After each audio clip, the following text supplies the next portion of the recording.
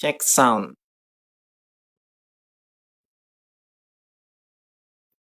Mengajar meditasi self-mental recovery. Oh ya, aku yang nulis ini. Sufi Healing, Mindfulness, Holistic. Membantu kamu mengalami diri sejati untuk takdir hidup terbaik.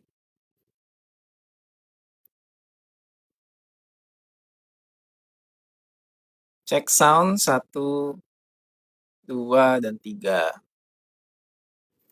Oke teman-teman, kita kembali lagi pada kesempatan di malam hari ini. Aku ucapkan salam. Assalamualaikum warahmatullahi wabarakatuh. Om Swastiastu. Namo Buddhaya. Rahayu. Salam damai sejahtera buat kita semua. Jadi ya waalaikumsalam. Untuk Mr. Unfollow, kita sekarang sama-sama meniatkan diri ya, mengalami esensi kebangkitan spiritual, kesadaran apapun itu yang kita sebut dengan berkesadaran. Pada kesempatan ini, aku akan bahas lebih kepada istilah. Biar kita tuh banyak referensinya, nggak hanya terbatas pada Nusantara gitu ya. Mungkin nanti kapan-kapan kita akan bahas tentang Nusantara, spiritualitas Nusantara.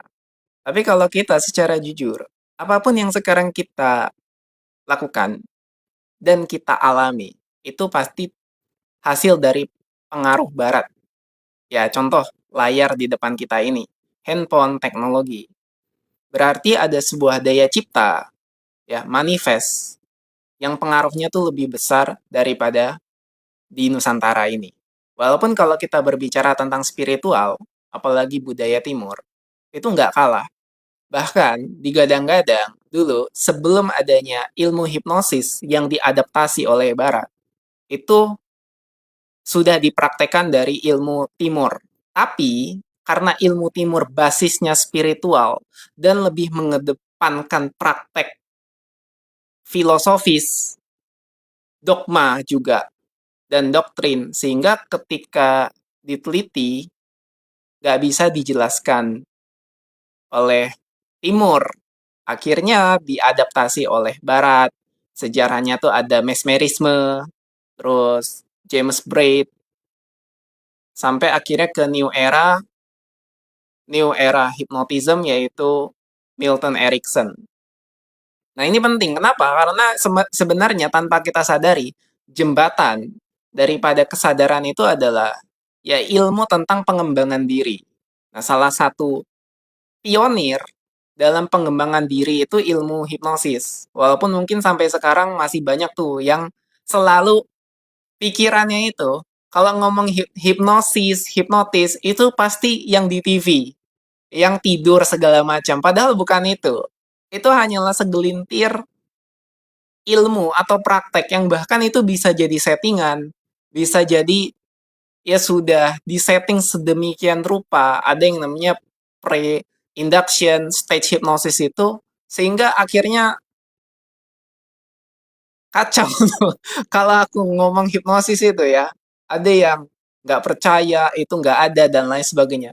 Akhirnya rugi sendiri masyarakat itu. Aku pernah ya, aku ngomong tuh, ada sebuah korban kejahatan hipnotis di daerahku, di kota aku itu. Ibu-ibu. Aku kan waktu itu udah cukup piawai, aku ya udah cukup mengerti, memahami, dan bahkan sudah sering cukup praktek. Kalau nggak salah tuh tahun 2016, 2017 gitu.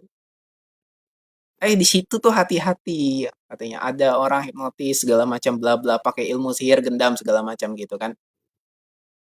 Aku jelasin, wah ngeyel malah. Kamu siapa? Kamu tahu apa? Orang kota nggak ngerti apa-apa. Waduh, ya udahlah. Ya udah, kan akhirnya menimbulkan kesalahpahaman sendiri. Ada di satu sisi orang yang nggak percaya, tapi pas dia percaya, dia menolak untuk diberikan informasi yang benar. Nah, dan itu yang terjadi kalau kita lihat di berita-berita itu. Waspada, hipnotis. Apa? Waspada apa? Itu bukan hipnotis. Aku lihat videonya baik-baik. Ini bukan hipnotis. Ini cuma penipuan yang akhirnya diberitakan seakan-akan itu hipnotis. Dari mana? Nah, itu. Jadi menarik ya kalau di Indonesia tuh lebih banyak dogma, separasi dari pikirannya sendiri, bukan dari penelitian, apalagi kesadaran. Sehingga yang tadinya ilmu ini, sebuah ilmu, memang basisnya itu spiritual, kesadaran, terus dirangkum, di aransemen ulang oleh Barat itu ya. Dari yang tadinya memang sejarahnya, kalau ngomong sejarah panjang banget, mesmerisme itu, ada metode-metode yang menggunakan magnet, dan segala macam dipercaya tentang energi itu, akhirnya kan ternyata itu sebuah pola komunikasi, pola bahasa, yang menyentuh ke informasi pikiran bawah sadar.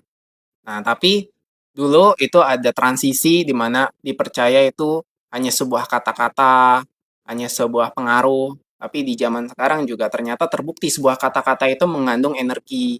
Sebuah kata-kata itu tergantung dari vibrasi, siapa yang ngomong, siapa yang memberikan petuah. Nah, itu kan menjadi sebuah landasan program atau sugesti.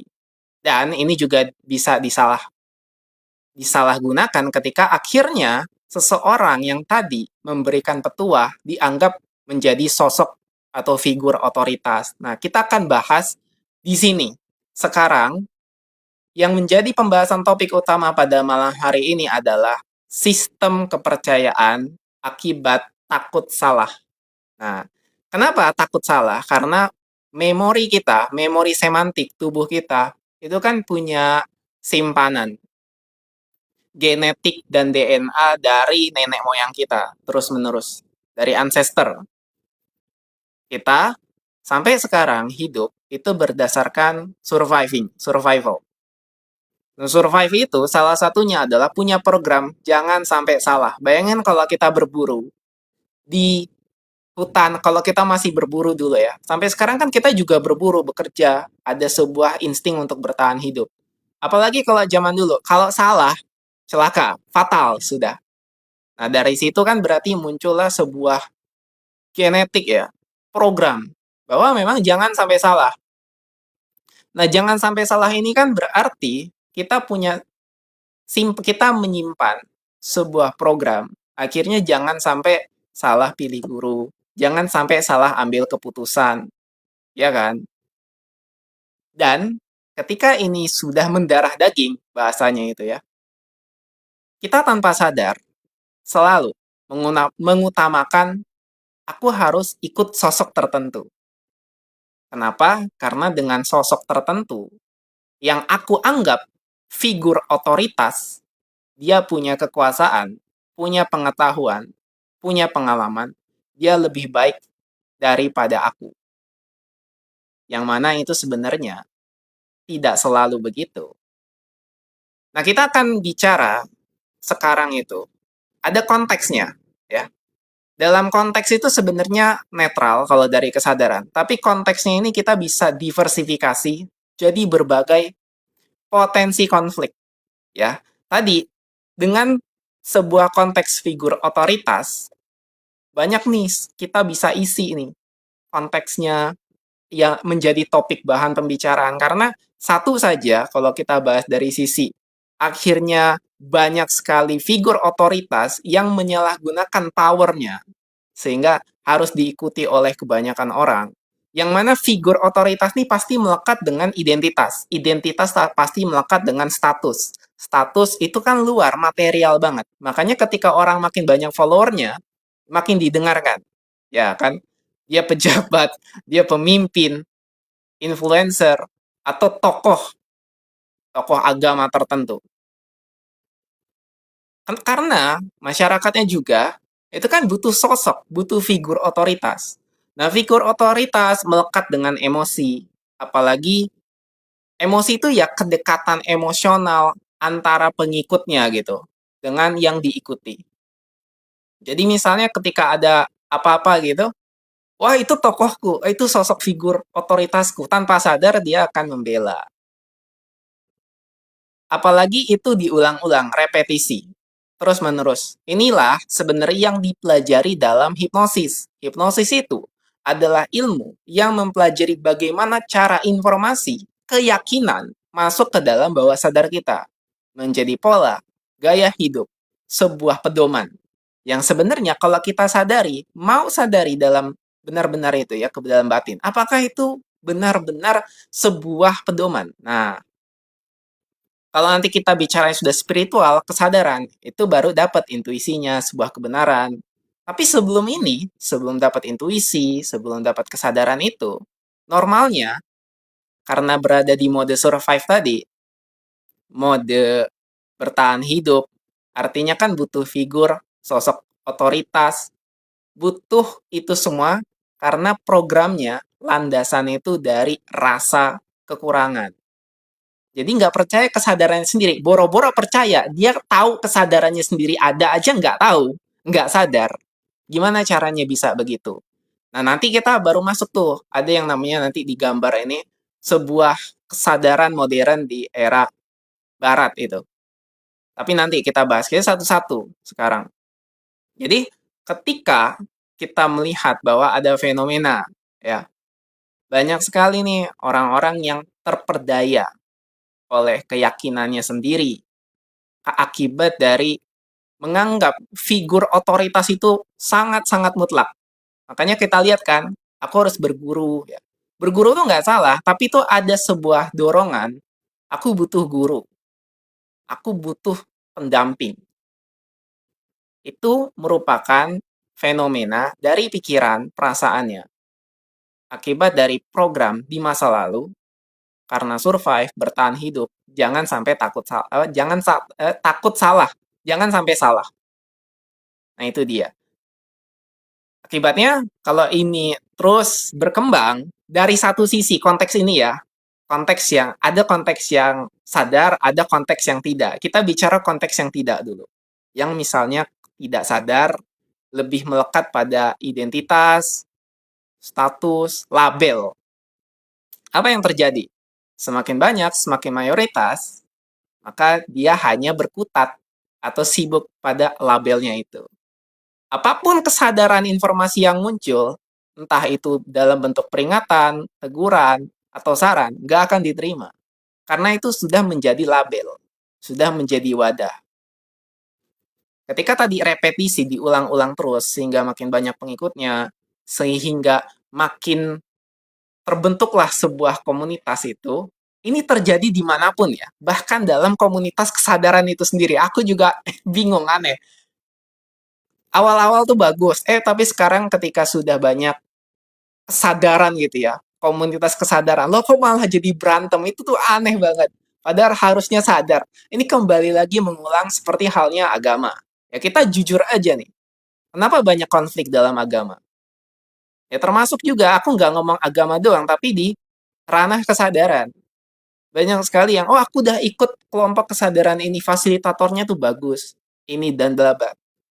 Terus akhirnya menyerang yang lain. Itu aneh banget. Nggak seperti itu ya harusnya ya. Berarti ya dia masih juga terjebak. Ya, pada yang kita sekarang sebut dengan rasa kemelekatan itu. Dia fokus pada rasa, nuansa, bukan kesadarannya. Ya itu ego. Jadi sehingga inilah sebenarnya sebuah fenomena, nuansa. Sebenarnya sah-sah aja. Nggak ada yang salah dalam kesadaran. Itu adalah sebuah nuansanya. Jadi mau ada baik, buruk, jahat, benar, itu tuh biasa saja. Karena itu kan state of being, tergantung frekuensi ini. Makanya semuanya sudah terjadi, ya tinggal kita coba selaraskan dengan kesadaran atau frekuensi yang memang lebih tinggi. Nah, bahasan lebih tinggi ini memang cukup paradoks ya. Katanya kesadaran. Kesadaran tuh nggak punya tinggi rendah, tapi kok ada tinggi rendah. Jadi nuansanya, itulah spektrum. Contoh paling gampang, aku berikan contoh nih. Kita ini ada sebuah kata-kata yang dirasakan dan yang merasakan. Yang dirasakan ini apa? Contoh yang dirasakan ini. Oke, aku jawab dulu coba. Ini kita ke dunia itu buat evolusi kesadaran atau bukan? Salah satunya buat evolusi kesadaran. Salah satunya, tapi bukan hanya itu. Banyak, banyak alasannya. Ya salah satunya buat evolusi kesadaran. untuk perubahan itu sendiri sebenarnya, untuk mengalami kesadaran itu sendiri. Jadi ya banyak jawaban itu. Nah, kembali lagi tadi, sampai mana tadi ya? Oh ya, jadi ketika itu ya, disadari. Ada yang disadari dan ada yang menyadari. Kita pakai kata yang gampang dulu nih, disadari. Atau yang dirasakan. Yang dirasakan. Yang dirasakan ini apa? Kesadaran nggak punya pusat kan? Berarti yang dirasakan ini apa? Yang dirasakan tuh sensasi, ya kan? Emosi, rasa, itu kan yang dirasakan. Nah, pertanyaannya sekarang, ketika udah nggak ada sensasi itu, berarti apa yang terjadi? Itu apa? Contoh, ada rasa sakit nih. Ini misalnya aku sekarang pukul nih. Nih, kan ada rasa kan? Ada rasa kan? Terus pelan-pelan hilang.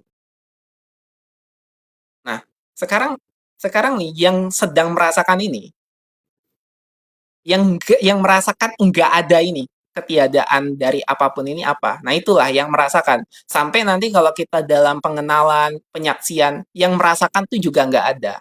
Itulah ketuhanan. Jadi, sebenarnya nggak salah orang yang bilang Tuhan itu tidak ada.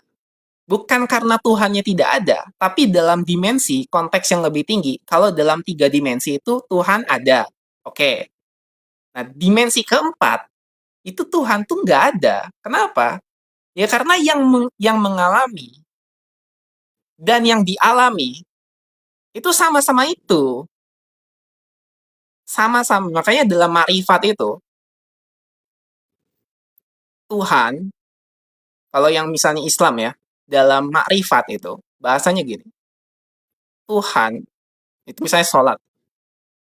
Tuhan itu sholat untuk menyembah dirinya sendiri. Wah, itu kalau misalnya masih belum sampai di situ pasti kacau tuh. Pasti pikirannya bingung tuh, pasti langsung ngehakimi itu, pasti tuh. Nah, kalau di konteks yang lebih tinggi lagi, dimensi kelima, itu nggak ada omongan lagi, bukan Tuhan lagi, nggak ada. Nah, tapi kan apa yang mau diomongin? Itu dimensinya. Oke, tadi aku mau jawab, Bang, kalau sensasi anxiety masih tajam, Bang, anxiety kan? Ya, itu coba, ini pelan-pelan sih, kalau kita mau praktek ya. Tapi aku coba biar tadi nggak lupa. Sampai tadi berarti yang dirasakan dan yang merasakan itu udah nggak ada dalam kesadaran. Makanya kesadaran tuh bukan itu semua. Nah, kesadaran tuh yang sekarang hadir, merasakan, mengetahui sensasi. Nah, itu kamu. Berarti kamu itu bukan pikiran, bukan sensasi. Yang tahu itulah, yang sekarang nih, yang misalnya sehat, sakit. Kalau ada sakit, ngerasain kan? Kalau lagi nggak sakit, kalau ada berisik, saya ada suara-suara tuh. Ada kedengeran suaranya kan? Nah, pas hening, berarti tinggal disadari siapa yang menyaksikan, siapa yang mendengarkan itu. Yang menjadi latar belakang itu. Nah, ini sebenarnya ketika kita praktekkan, kita alami, tadi menjawab kenapa masih ada anxiety. Anxiety masih tajam. Itu berarti karena melekatnya tuh terlalu kuat dengan anxiety itu. Kita ke dunia itu karena si kesadaran gabut terus main-main jadi manusia ya, karena udah sempurna. Ini ya gini ya, bisa dikatakan seperti itu. Tapi memang kalau kita ngomong di area sini nggak apa-apa ya. Kalau kita ngomongnya di area kesadaran ini nggak apa-apa. Tapi kalau udah keluar tuh udah ini nih, udah rancu tuh. Udah aneh. Tapi sebenarnya kalau aslinya ya begitu, aslinya. Kesadaran, ketuhanan, untuk merasakan pengalamannya sendiri, untuk merasakan kesadarannya sendiri. Nah itu. Ya, kesadaran tuh sempurna. Karena kesempurnaan itu makanya ada nuansanya. Nuansa itu tanpa batas. Eh, Makanya ruang itu kan tanpa batas. Untuk merasakan itu semua ada sebuah urutan. Parameter, itulah spektrum. Yang sekarang kita kenal dengan dualitas. Nah, itu makanya ketika dilihat dari non-dualitas, dualitas itu nggak bisa nembus non-dualitas, tapi dari non-dualitas itu bisa menyaksikan dan mengamati dualitas. Oke ya? Nah, kita masuk lagi tadi Jadi kita masuk ke mana tadi? Kan tadi yang materi awal tuh, hipnosis ya, hipnosis, terus sejarahnya. Nah, sejarahnya dari barat gitu kan. Kita sebenarnya dari timur tuh, tapi karena nggak bisa dijelasin akhirnya diadaptasi barat. Nah, barat itu akhirnya lebih booming memang, lebih duluan tentang spiritual. Makanya spiritual itu ngetrennya tuh sebelum di sekarang kita ini, udah di barat duluan. Termasuk yang kamu lihat sekarang nih, HP, ini kan daya cipta. Daya cipta itu nuansa daripada hasil pemikiran, terjadilah gitu. Coba gini ya, bayangin. Kalau misalnya orang-orang zaman dulu, itu, nggak mau sadar tentang hiburan. Di sini kan adalah salah satu aspek hiburan namanya. Nggak mau tentang kreativitas. Hiburan tuh lebih ke kreativitas. Cuma terjebak pada dogma, ritual, ibadah terus. Bakal jadi nggak HP begini nih? Bakal jadi nggak semua fenomena teknologi ini? Ya kan? Makanya kita bersyukur dan berterima kasih terhadap pengaruh dari barat ya. Contoh internet kan. Internet siapa yang menemukan duluan itu kan? Cuman sekarang kita pisahkan. Pisahkan dulu, ya biar nggak bingung, itu agar pikiran tuh mudah mencernanya. Walaupun, kan kesadaran semuanya. Kan spiritual, spiritual tuh semuanya. Ya, akhirnya menimbulkan sebuah kebingungan di pikiran. Maka, latennya spiritual, wujud atau materialnya, ya inilah sebuah wujud, sebuah materi. Sehingga kalau kita untuk merasakan pengalaman yang sempurna, yang total, abundance kita bahas abundance juga nih di sekarang. Nah, ini aku mau bahas abundance. Untuk merasakan material, untuk merasakan spiritual yang hakikat, materialnya juga harus dipenuhi. Nah, salah satunya kan abundance. Nah, oke ya. Berarti kita masuk ke pembahasan materinya. Dalam barat tadi, ya, kalau sekarang tuh bahkan di abad 20 itu udah ada istilah sebenarnya bukan agama, tapi kayak agama, namanya New Age. New Age ya. Tapi ya selah-selah dari situ, selah New Age itu di barat. Dari barat pokoknya istilah-istilah ini. Nah, kita akan bahas istilah-istilah. Jadi referensi. Agar kita tuh enggak inilah. Kalau nanti buka YouTube atau mau cari-cari tentang topik untuk meningkatkan frekuensi kesadaran, itu tuh nggak aneh lagi. Walaupun tadi aku bilang ya, bukan berarti Nusantara itu kalah. Konteksnya kita bedakan dulu, kita bedah. Makanya untuk memisahkan, itu penting ya, separasi antara spiritualitas dan materialnya. Biar kita tuh nggak bingung. Walaupun ini semua adalah satu kesatuan. Tapi kita bahas detailnya. Ya seperti halnya kalau tubuh ini ada detail-detailnya. Berarti kan biologis kan, biologi. Dipelajari di kedokteran. Aku nggak mungkin tahu tentang kedokteran. Aku nggak pernah kuliah dokter. Ngawur bakal kalau ngomong tentang fungsi-fungsi tubuh dan bagaimana cara pengoperasiannya. Tapi kalau tentang pikiran, perasaan yang pernah aku pelajari, aku bisa. Tapi kalau udah ngomongin fisik, medis, itu ngawur udah. Kayak gitu. Nah, jadi kita pisahkan berarti semakin tadi nuansanya itu berkembang, maka semakin bisa diteliti, semakin detail, yang sebenarnya tanpa batas. Contoh mikrokosmos, makrokosmos. Makrokosmos nih semesta yang luas nih, mikrokosmos tuh ya yang semakin kecil, bahkan diri kita termasuk mikrokosmos, semakin kecil ada dimensi, ada ruang, ada kehidupan bahkan sampai ke alam kuantum itu. Apa itu? Ya, sampai partikel, atomik, molekul. Dan itu yang sebatas kita tahu, belum belum tentu bahwa itu adalah yang paling kecil. Misalnya kuanta, quark gitu, neutrino, apalagi banyak sekali. Sampai akhirnya garis Planck apapun itu ya. Yang saat ini mungkin dengan keterbatasan kita hanya bisa tahu sampai di situ. Belum tentu itu adalah batasnya. Kenapa saat aku amati pikiran, aku malah berpikir karena sadar, sedang sadar. Kalau lagi sadar, pikiran nggak ada, lenyap. Pikiran muncul ketika kamu larut dalam pikirannya. Kalau lagi sadar, ya jelas. Sekarang kan, sadar itu kan cuma sekarang. Hanya ada di present moment, hanya di sekarang ini, saat ini. Kalau kamu sekarang sadari saat ini, apa yang ada? Ya hanya being, kehadiran itu sendiri. Nggak ada pikiran, oke? Okay? Nah, jadi ketika kita bisa lebih mudah memahami segala sesuatu bukan dari hanya sudut pandang satu sudut pandang yang sempit, tapi secara holistik gambaran umumnya, jadi mudah untuk masuk ke sebuah pembahasan yang lebih detail. Silahkan nanti mungkin dari topik-topik teknologi, ya, sejarah, apapun itu. Tapi minimal ada sebuah kesadaran utuh. Nah, kesadaran utuh ini yang kadang enggak disadari saat ini karena lebih cenderung pada kemelekatan. Balik lagi tadi ke identity, ke label. Label ini lebih cenderung pada ego. Ego tuh sempit jadinya. Nah, kesadaran ini, kesadaran dari ego itu kalau tidak disadari, maka menimbulkan banyak masalah. Seperti halnya orang-orang yang dia merasa paling benar. Padahal kebenaran mutlak itu hanya di kebenaran itu sendiri.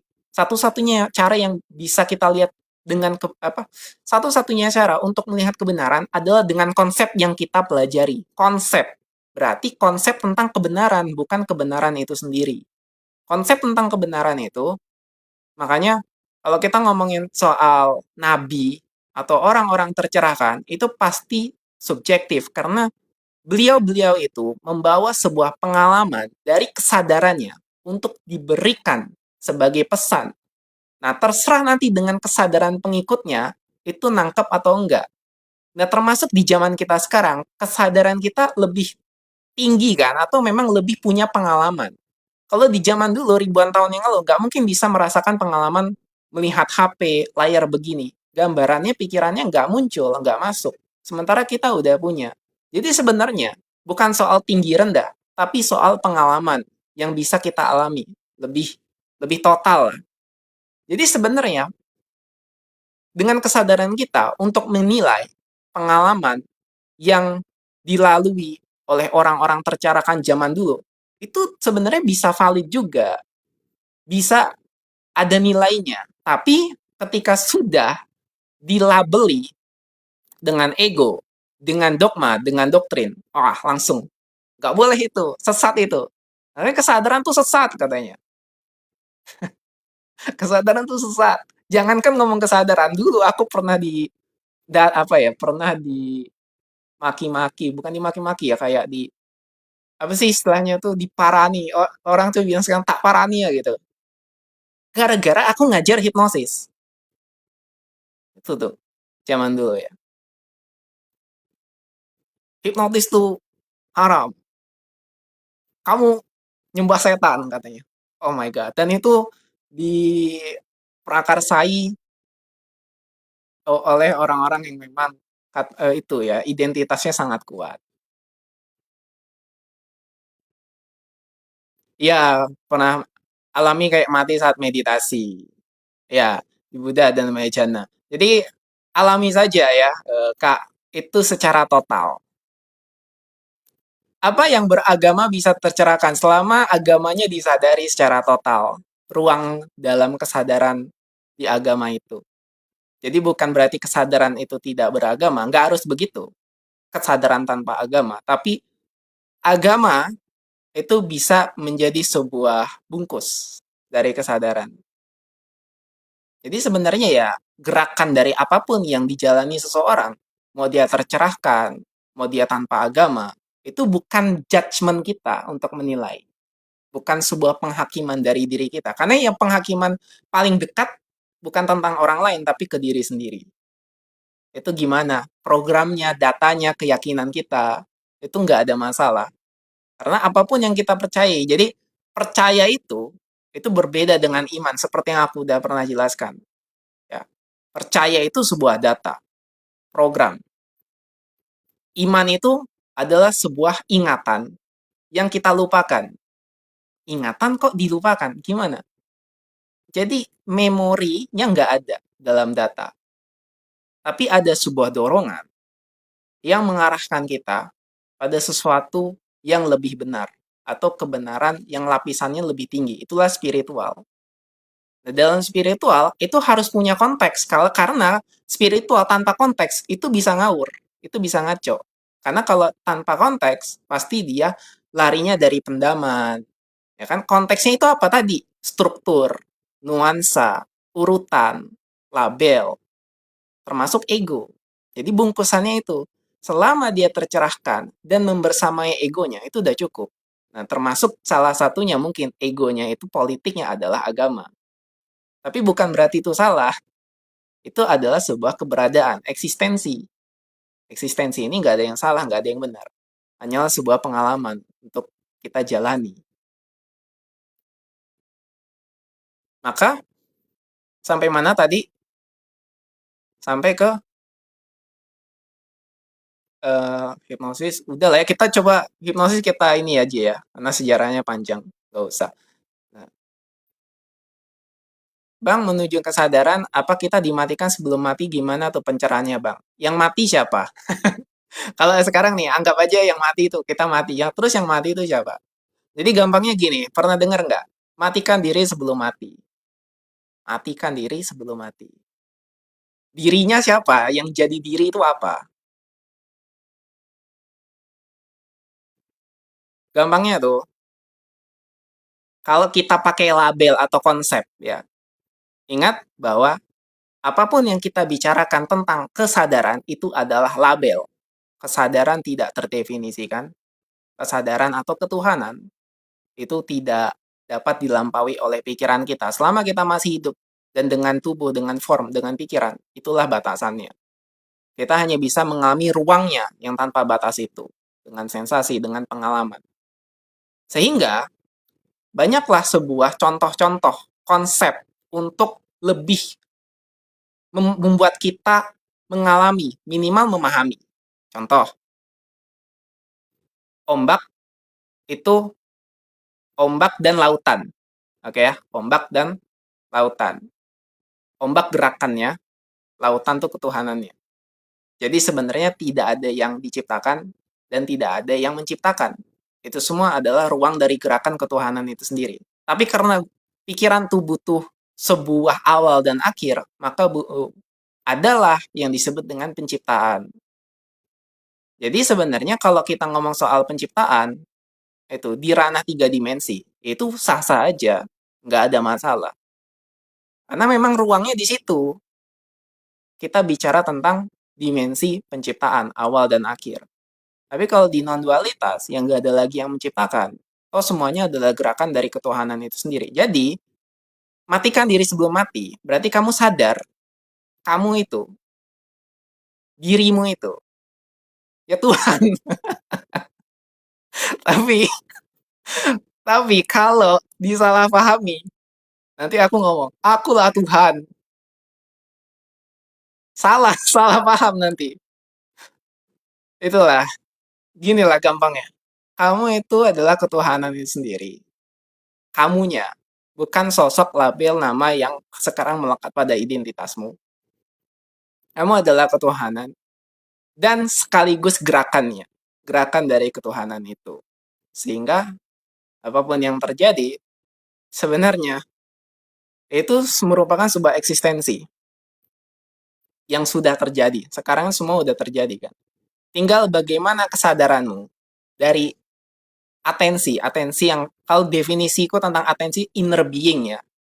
Kesadaran, melokal, atensinya, memiliki sudut pandang, dan akhirnya menjadi sebuah keyakinan, belief, data, nama, yang sekarang jadilah kamu itu.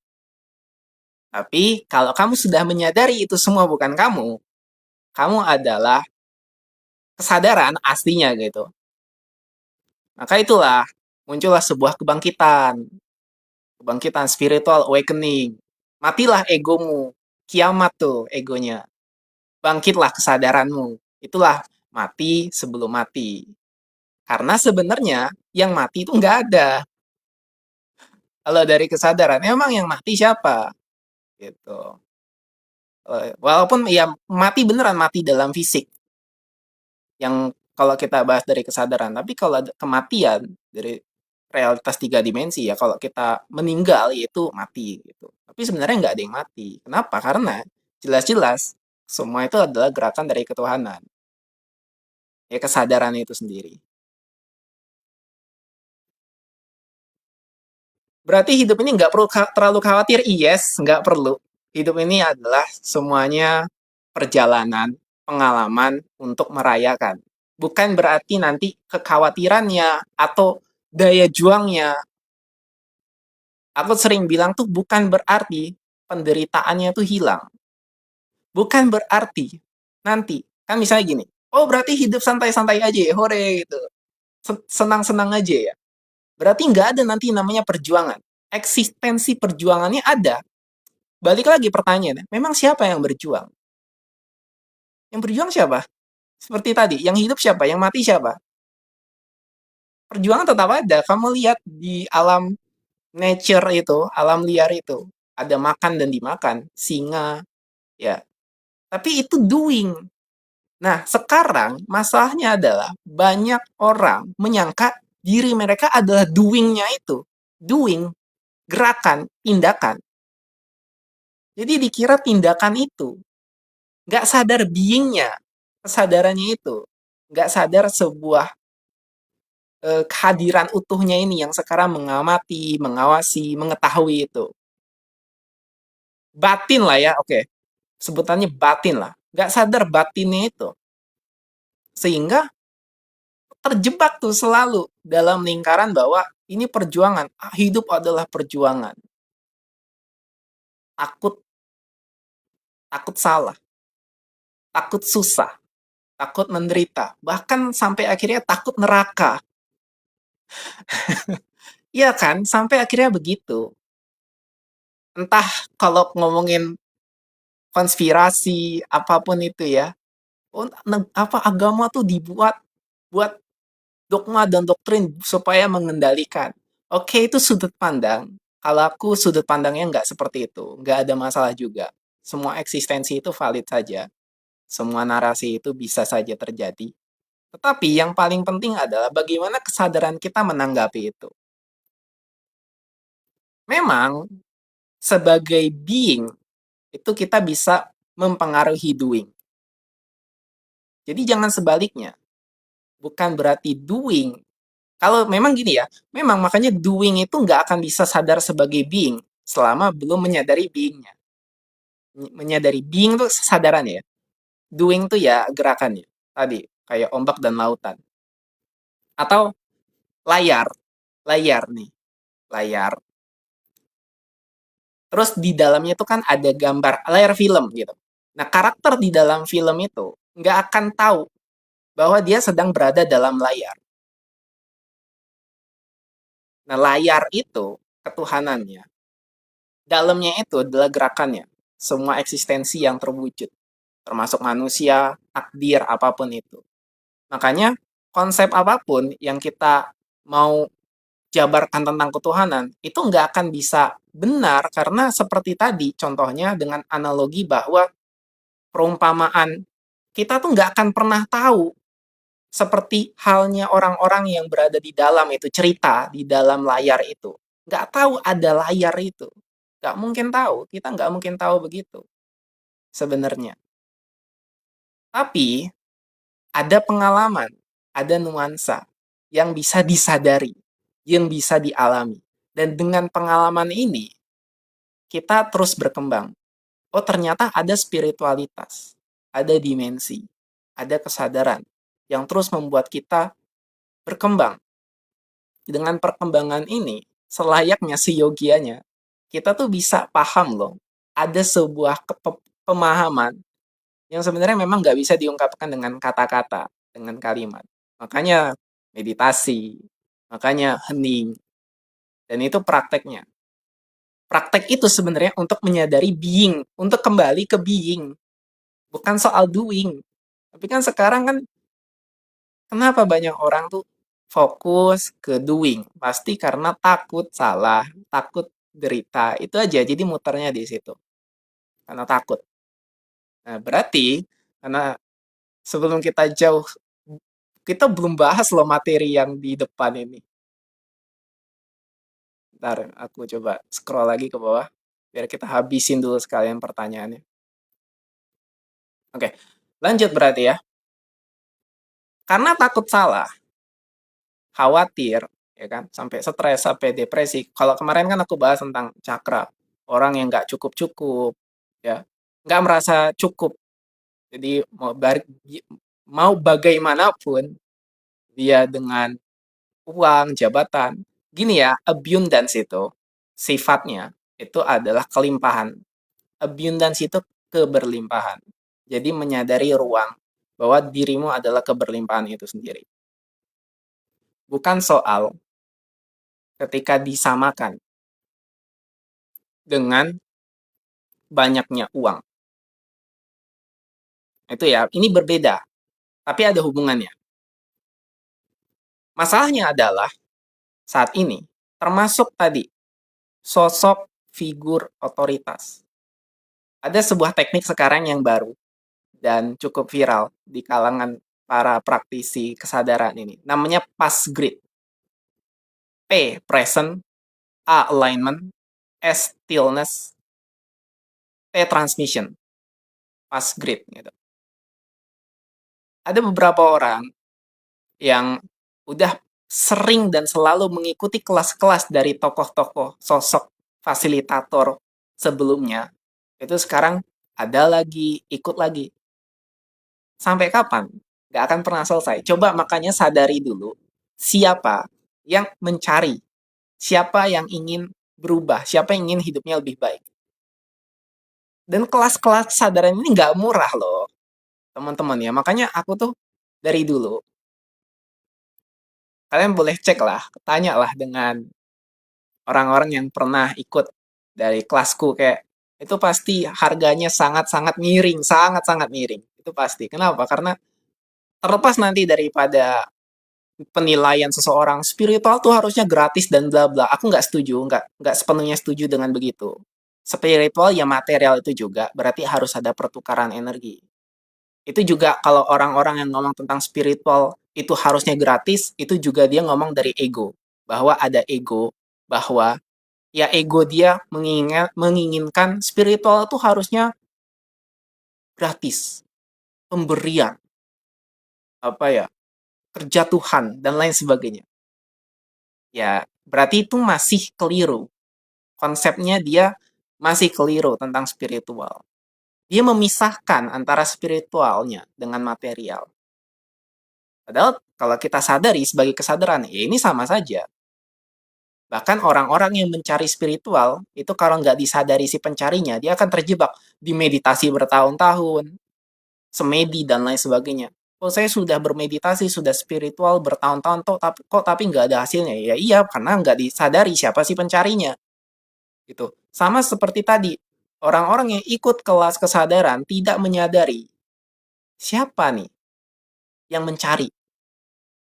Dia hanya melakukan doing-nya. Ikut kelas sana-sini, bayar terus-menerus. Jadi teknik apapun yang baru, sebenarnya bukan soal teknik. Gak ada pernah teknik yang baru. Semua teknik itu hanyalah kumpulan dan upgrade dari yang lama, dari sejak ribuan tahun yang lalu. Masalahnya adalah, bukan masalah sih, sorry. Fokusnya adalah ke orang-orang atau tokoh fasilitator yang menurutnya baru menjadi sosok dan figur otoritas itu. Sehingga ketika dia itu tidak sadar, tanpa sadar nih, hanya fokus pada aku nih melihat, apalagi yang dilihat itu, sosok atau tokohannya itu, kaya raya. Kaya raya. Dan itulah tokoh-tokoh kelas yang mengisi materinya itu kan, ya terlepas dari buat kelasnya sudah mahal, ya dapat duit dari situ. Tapi selalu patokannya itu, kalau abundance, pasti kaya raya. Ya nggak juga toh. Nggak harus begitu, tapi lihat coba. dari situ kan, mengumpulkan testimoni bahwa, "Oh iya, setelah dapat pencerahan, kelas kesadaran hidupku damai," dan lain sebagainya, "uang mengalir," dan lain sebagainya. Ya itu benar, itu nggak ada yang salah dengan kesadaran, dengan spiritual begitu. Tapi coba lihat, coba sadari dulu tuh, sebelum mau ikut kelas spiritual atau kesadaran, pertama kali, apa yang kamu harus sadari itu? Karena nggak selesai-selesai jadinya, ada teknik baru. Sebetulnya bukan teknik yang baru, tapi tokohnya yang baru. Baru kamu lihat. Makanya kalau aku kan, sampai sekarang, aku ada pernah nggak? Mungkin pernah ya waktu kepleset ngomong gelarku, ya. Kayak aku cuma ngenalin nama aku deh. Nggak sampai kayak gelarku dan lain sebagainya. Nggak ada, dan nggak penting. Karena nggak penting. Aku tuh nggak penting. Yang penting tuh kesadaranmu menerima informasi. Ketika ketika kesadaranmu pun sudah sampai, sudah selaras, informasi dari siapapun itu kamu nangkepnya mudah dan bahkan punya inspirasi sendiri. Oh, oh iya, gitu. Jadi label tuh sebenarnya ya nggak penting lah. Penting ketika ya tadi dia butuh sosok. Waktu aku jadi terapis ya, itu penting memang. Karena sampai dia itu tidak percaya pada dirinya sendiri. Oke, kalau gitu, satu-satunya tugas yang aku harus lakukan adalah membuat dirinya percaya padaku. Aku, si Fernando ini. Karena dia memang butuh sosok otoritas. Maka tapi ini kalau di dalam konteks penipuan, ya, katakanlah dia berkedok agamis, jadi pakai jubah dalam apapun.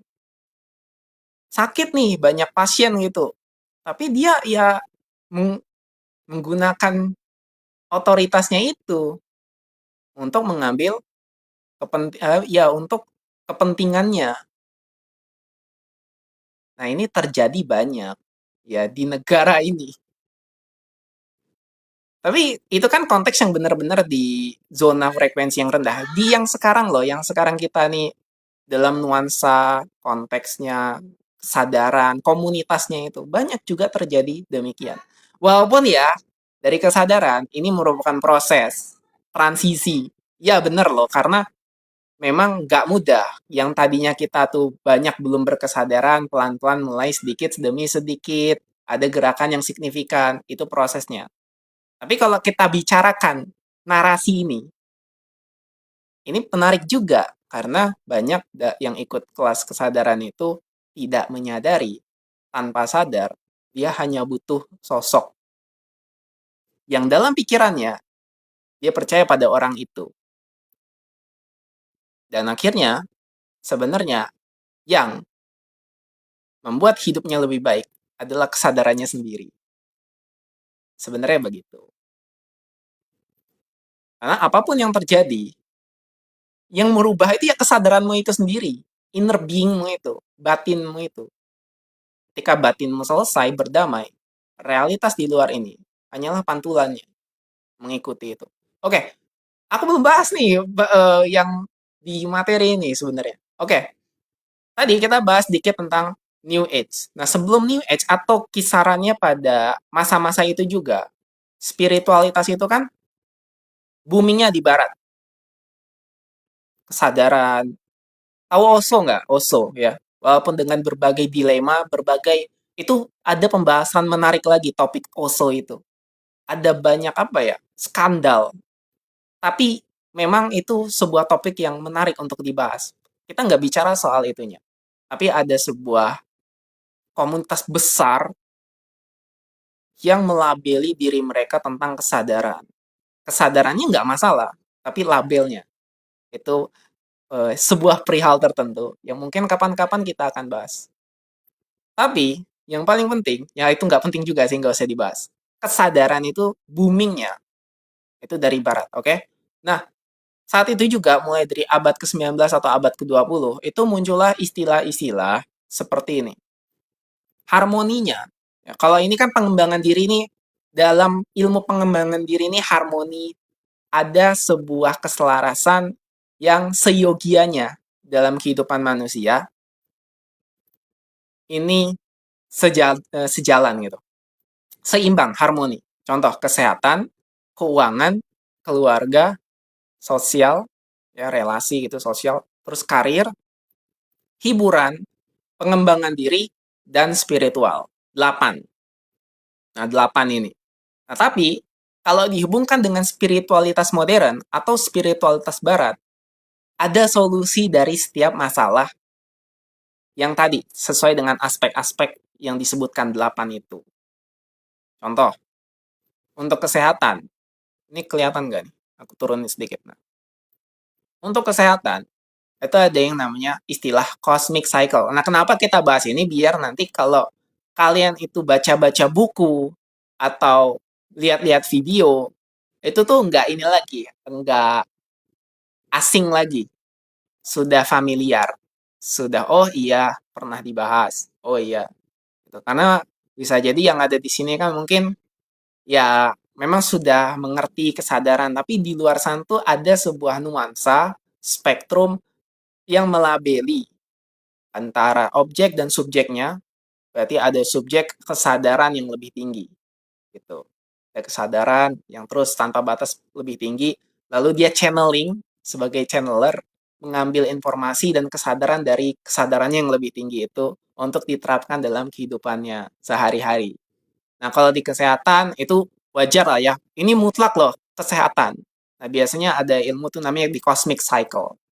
Nah, ini juga kesehatan penting. Kalau kita nggak sehat, ya gimana cara kita mengalami nuansa ini secara total, minimal. Boro-boro mengalami abundance, kesehatannya aja lagi buruk. Oke ya, berarti kesehatan itu mutlak. Sebelum kita bahas yang lain, ketujuh yang lain, minimal kesehatan itu. Nah, nanti entah dari dia pengobatan, healing, dengan vibration, dengan energi. Pokoknya kesehatan nggak perlu lagi kita bahas, karena kesehatan itu mutlak. Dan silakan misalnya kalau Anda di sini punya sakit, dan memang penyakitnya medis, tolong ke rumah sakit atau ke dokter. Kalau misalnya itu psikosomatis, baru kita bicarakan. Karena kalau psikosomatis, itu penyakit pikiran yang termanifest rasa sakit dan sensasinya di tubuh secara nyata. Oke, dan bahkan itu juga menjadi potensi manifest beneran di fisik. Itulah psikosomatis. Nah, ketika sudah terbiasa mengelola tubuh dengan cosmic cycle itu, ya energi kosmik. Dan sebenarnya ini mutlak tapi nggak begitu-begitu penting. Kosmik itu ya kita dalam perjalanan sehari-hari seperti makanan kita, itu ya udah termasuk dari ritual kosmik ini. Pernafasan, kalau kita tuh stres, napasnya jadi cepat, coba kita lambatin, coba kita tenangkan. Nah itu santai, ngalir, itu. Ya tanpa kita perlu belajar ilmu hipnosis, hyperventilation, dan lain sebagainya. Dan ini juga salah satu topiknya di kesadaran yang kalau bisa dibilang nggak begitu banyak sih, karena kesadaran itu paling abundance, karmic, guardian angel, archetype. Karena kalau di kesehatan, pasti ujung-ujungnya ya dokter. Tapi ada sebuah hubungan, kalau kita hidupnya mau sehat, ataupun yang memang atensinya tuh di kesehatan, ya silahkan. Yang sekarang di keuangan, tentu abundance. Di sini siapa yang setuju bahwa uang tidak bisa bikin bahagia kalau sedikit? Uang bisa bikin bahagia kalau banyak. Pasti banyak yang setuju, atau mungkin semuanya setuju. Karena memang begitu. Realitas dari abundance, sifatnya itu adalah tentang keberlimpahan. Jadi sebenarnya, being-nya dulu kita sadari sebagai keberlimpahan, bukan doing-nya. Karena kalau being-nya sudah bermasalah, doing apapun, ini barulah cocok di telinga orang-orang yang awam juga, sekerja keras apapun atau sebanyak apapun uangnya, kalau batin yang nggak bahagia, yang nggak akan bahagia dia.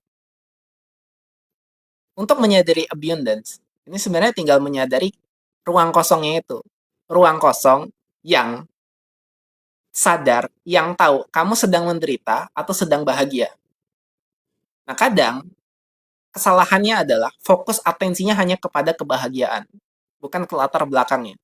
Jadi definisi abundance tuh di situ, di latar belakangnya. Otomatis kalau kamu di latar belakang itu melampaui kebahagiaan. Makanya dengan semakin banyak uang, pergerakan, aliran untuk mengisi kekosongan itu lebih mudah, lebih enak. Jadi bukan berarti karena uang itu lebih membuatmu bahagia. Karena kalau punya uang tapi depresi, ya sama-sama juga. Hanya untuk menjadikan uang sebagai pelarian. Tapi, ingat baik-baik, bukan berarti harus banyak uang. Itu berbeda konteksnya. Dalam kesadaran, mau uangnya banyak, mau nggak ada uang sekalipun, being sebagai kesadaran itu yang penting, yang utama. Kesuksesanmu ketika sudah sadar, atau ya kalau mau dikatakan sukses dalam versi kesadaran, itu adalah kamu menyadari ruang keberlimpahan itu sendiri. Yang mana nanti mempengaruhi realitas di luarmu, realitas kehidupanmu. Bahkan senyaman itu, senyaman mungkin untuk nanti mendapatkan aliran rezeki yang berlimpah, apapun itu. Karena itu konteksnya memang butuh dialami sendiri, totalitas daripada ruang keberlimpahan. Tapi ingat, ruang daripada keberlimpahan itu sendiri adalah ruang kekosongan yang bisa kamu alami tanpa ada dualitas. Sehingga ketika ada dualitas, muncullah penderitaan dan kebahagiaan. Yang mana ketika sudah di-labeli tentang uang, maka uang adalah kebahagiaannya. Jadi semakin dicari, uangnya banyak, barulah dia mendapatkan kebahagiaan yang lebih. Ini pelarian kalau di sini. Sebenarnya soal ini, soal bukan tentang uang yang banyak, tapi kesadaranmu yang berada di latar belakang. Itu yang hakikatnya, yang memang dari awal melampaui kebahagiaan dan penderitaan ini. Melampaui, makanya gerakannya enak, gerakannya nyaman, apalagi uangnya banyak gitu. Makanya ketika sudah enak, berlimpah, dan ditambah lagi punya uang yang banyak, gerakannya, ini soal gerakannya. Gerakan tuh apa? Ya kekosongan tuh diisi kan, berarti diisi dengan gerakan.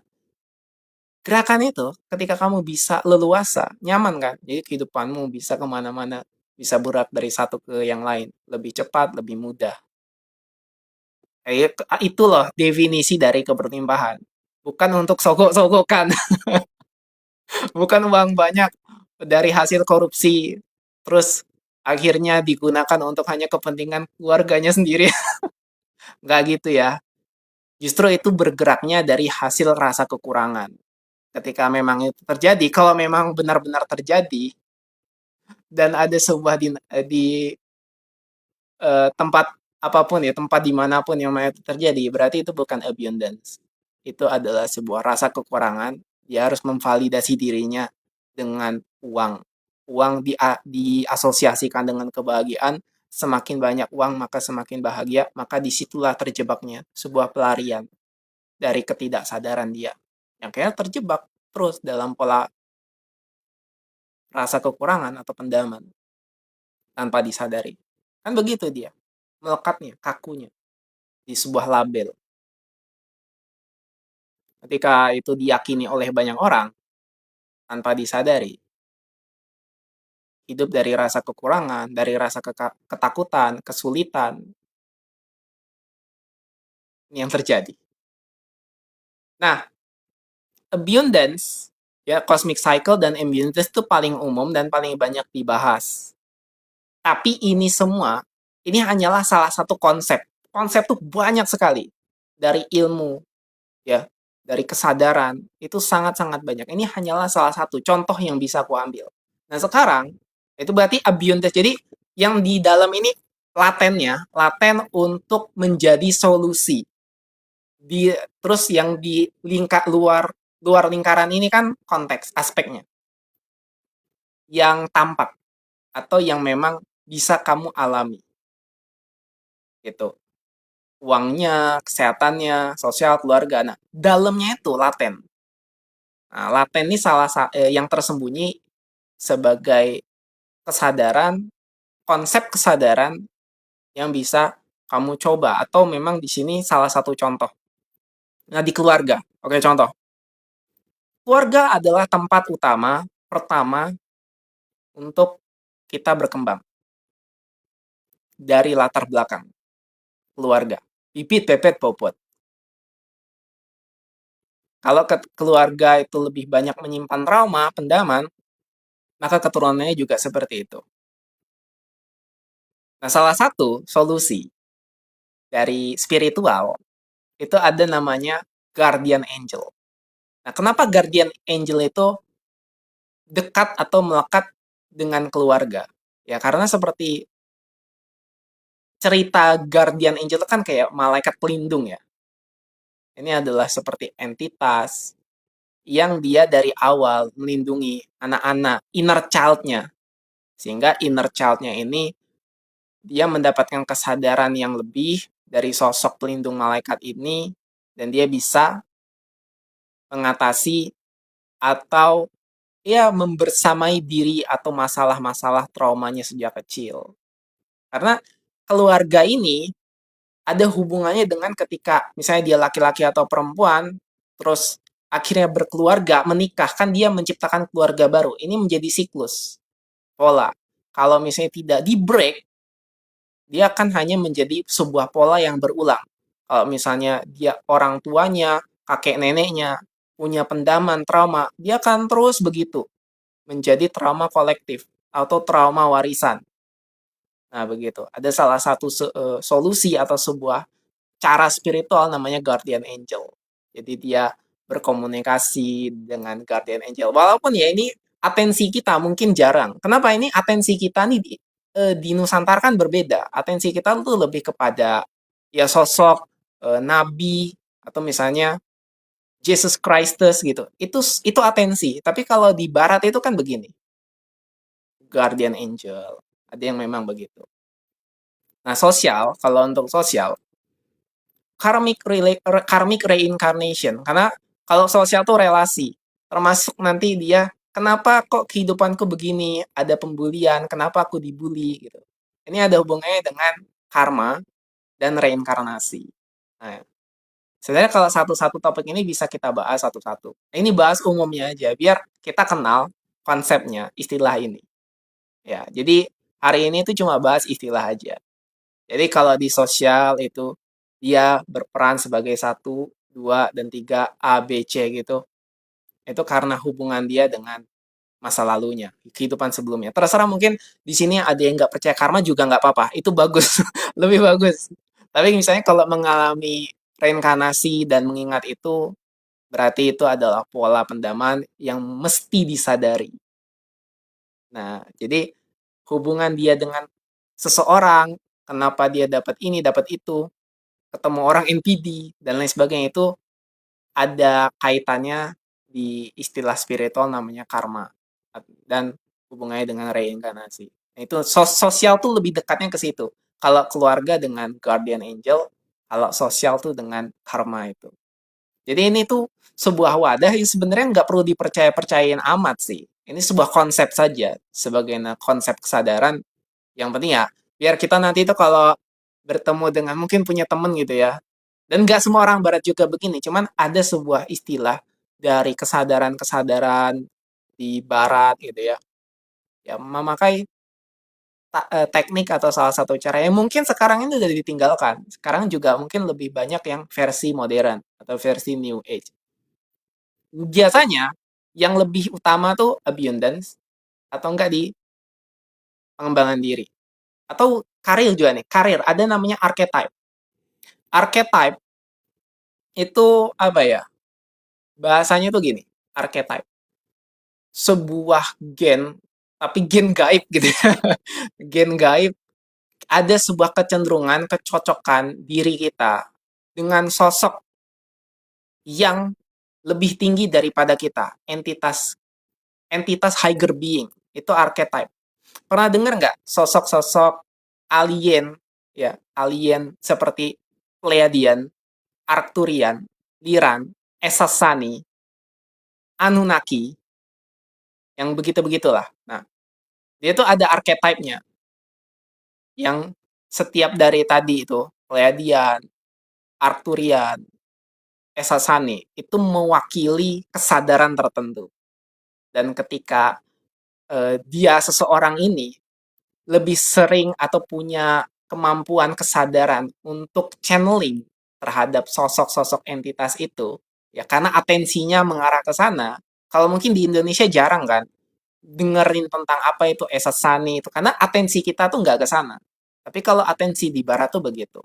Nah ini jadi dia punya kecenderungan untuk bisa melihat sudut pandang yang lain dari kesadaran dia yang lebih tinggi. Nah ini biasanya berhubungan dengan karir. Ya, jadi, oh ya, kalau yang terkenal itu, ya, di barat itu, ada namanya, salah satu channeler, namanya Basar. Basar tuh Daril Angka. Yang memang klaimnya dia pernah jelasin gini, aku nggak tahu itu adalah kesadaranku yang lebih tinggi, kesadaran versiku, aku yang lebih tinggi, atau itu adalah sebuah proyeksi imajinari dariku, tapi aku menangkap informasinya seperti itu, bahwa dia namanya Basar, dia adalah dari kaum Esasani, gitu. Tapi di sana di barat tuh cukup booming dan cukup bisa mempengaruhi banyak orang dengan kesadarannya itu. Karena dia memberikan informasi yang valid dan membantu banyak orang. Itu yang utama. Ingat, jadi dalam kesadaran itu bukan soal nanti kepercayaan, bukan soal ritual, tapi bagaimana akhirnya dari kesadaran informasi itu bisa membantu banyak orang, itu yang menjadi sebuah fenomena, gerakan daripada kesadaran itu sendiri. Itulah archetype. Nah, kalau di free will, itu jelas ya untuk hiburan. Seperti yang tadi udah aku jelasin di awal. Kalau kita hidupnya hanya mungkin terjebak di dogma, ngikutin sosok otoritas tertentu, ngikut aja gitu. Sampai kapanpun ya kita akan terjebak di situ dan nggak akan bisa berkembang. Nah, salah satu kecenderungan manusia pasti untuk hiburan, untuk bermain-main. Karena tujuan kita, ya kalau dari kesadaran gitu, ya hanya untuk main-main. Hanya untuk merasakan pengalaman itu. Bukan berarti nanti esensi, eksistensi daripada perjuangannya hilang kan. Tapi itu doing, hanya sebatas gerakan. Being kita, ya untuk perayaan, untuk hiburan. Nah, semakin dipelajari dalam spiritual, ternyata hiburan ini adalah sebuah being, sebuah entitas dalam diri kita itu, yang memang kecenderungannya untuk bisa melihat kesadaran dari berbagai multi semesta, multi dimensi. Makanya ada istilah kalau di barat ya, quantum jump, quantum leap, yang memang kesadaranmu sekarang itu bisa transmisi ke kesadaranmu di versi yang 2.0 gitu. Dan itu adalah definisi free will yang sesungguhnya. Definisi free will dari kesadaran adalah kamu dalam ruang melihat, memilih ada sebuah realitas, ada sebuah realitas yang memang bisa kamu pilih, bisa kamu masuki. Oke ya. Itulah, jadi free will tuh gitu. Bukan sekarang kita tuh punya kehendak bebas untuk melakukan sesuatu. Ini gerakan, bukan free will sejati. Tapi free will tuh kesadaran kamu bisa melihat, mengamati, dan bisa memilih. Itu di situ tujuan daripada free will. Karena dalam eksistensi, dalam ilmu kesadaran, semuanya udah terjadi. Kamu tinggal menuju aja ke sana. Tinggal masuk ke kesadaran di mana kamu sudah menjadi seseorang yang itu. Nah, gitu. Terus di pengembangan diri pasti blueprint ya. Utamanya di blueprint. Pernah di sini mungkin yang tahu namanya numerologi. Dan bukan hanya soal numerologi, blueprint tuh banyak kan. Tentang genetika. Dan kalau di sini blueprintnya memang dari hasil-hasil kayak human design, terus apa lagi ya? Kayak arkan, path, life path, dan lain sebagainya gitu. Nah, termasuk juga mungkin nanti untuk yang suka percaya atensinya dengan tarot dan lain sebagainya. Tapi di sini aku disclaimer bahwa ini bukan sebuah kepercayaan, ini hanyalah sebuah atensi dan fenomena yang terjadi. Jadi kita ini hanya sebatas informasi, dan balik lagi ke hiburan, kita hanya untuk bersenang-senang. Kita hanya untuk ya melihat ada banyak referensi, ada banyak atensi, dan kita juga enjoy di dalam ruang kesadaran ini. Yang terakhir adalah spiritual, yang jelas spiritual adalah universal itu sendiri, spiritual ya universal. Dan jadi intinya adalah sekarang kita lupakan tentang apa yang tadi, mau kosmik, yang teknik-teknik tadi, konsep itu hanyalah konsep, yang mana label kesadaran juga konsep. Yang sekarang kita hanya fokuskan, harmonikan, hiburan, tapi setelah berapa lama terjadi, Kak? Ya sekarang, hiburan sekarang, semua ini sekarang. Coba sadari saja sekarang. Kalau misalnya kita merasa sedih, ya, sedih sekarang, sadari kalau kita sekarang sedang sedih. Karena sejatinya saat ini ya kita bahagia, kita bisa menghibur. Ya gerakan daripada kebahagiaan itu nanti jadi hiburan. Kita terhibur. Kalau sekarang kita sedih, depresi, ya memang saat ini berarti kita tidak terhibur, kita tidak punya hiburan. Dan gerakan kita akhirnya tidak memilih sebuah hiburan. Makanya, sadari semua kesedihannya, semua ketakutan itu. Kalau memang setiap ingat sadari, iya. Dan sadari bahwa yang di saat bersamaan sadari bahwa kamu adalah ruang dari kesadaran itu sendiri. Bukan hanya sekedar si pikiran sama perasaannya. Jadi kalau misalnya sadari itu gimana ya? Sadari itu gimana gitu? Apa sih itu? Kan masih bingung kan biasanya. Kalau aku, oke, kalau masih bingung sadari, coba kamu lepas dulu. Semua pikiran, perasaan yang tadi melekat, kamu izinkan untuk melepasnya. Itu konsep yang lebih mudah daripada sadari. Lebih banyak orang bingung tentang konsep sadari itu bingung. Wes nggak usah sadari aja, coba lepasin dulu aja. Gitu aja. Nah, jadi sebagai penutup ya terakhir, sadari itu lebih dalam. Sadari lebih dalam. Kalau aku itu masih diakui, mengakui, memvalidasi.